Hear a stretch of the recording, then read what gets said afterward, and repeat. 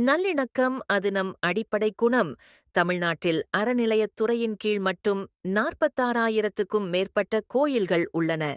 இந்தியாவிலேயே அதிகமான கோயில்கள் உள்ள இடமும் நம்முடையதே. பல்வேறு உணவகங்களின் பணம் செலுத்துமிடத்தில் திருநீறு, குங்குமம், சந்தனம் வைத்திருப்பதைக் காண முடியும். இந்த அளவுக்கு ஆன்மீகத்தோடு பிணைந்த நிலம்தான் சமூக நல்லிணக்க பூங்காவாகவும் திகழ்கிறது. கோயில்களையும் வழிபாட்டையும் மக்கள் மயமாக்கிய பக்தி இயக்க ஆணிவேர்கள் தமிழ்நாட்டில்தான் உள்ளன. 63 நாயன்மார்களும் 12 ஆழ்வார்களும் கோயில்களையும் வழிபாட்டையும் தங்களால் இயன்றவரை ஜனநாயகப்படுத்தினர். தமிழ்நாட்டில் பிறந்த ராமானுஜர் மிகப் பெரும் சமூக சீர்திருத்தர். ஏற்கெனவே தனக்கென்று ஒரு சித்தர் மரபையும் நாட்டார் வழக்கையும் குலதெய்வங்களையும் கொண்டிருந்த சமூகம் இது. ஆகையால் எல்லாவற்றையும் அரவணைத்துக் கொண்டது.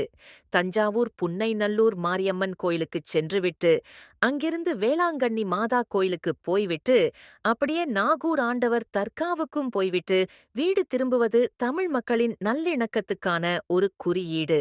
தமிழ்நாட்டின் வளர்ச்சிக்கும் தமிழர்களின் முன்னேற்றத்திற்கும் சாதி மத வன்முறைகள் அரிதான மாநிலம் இது என்று உலக முதலீட்டாளர்கள் கருதுவதும் முக்கியமான காரணம்.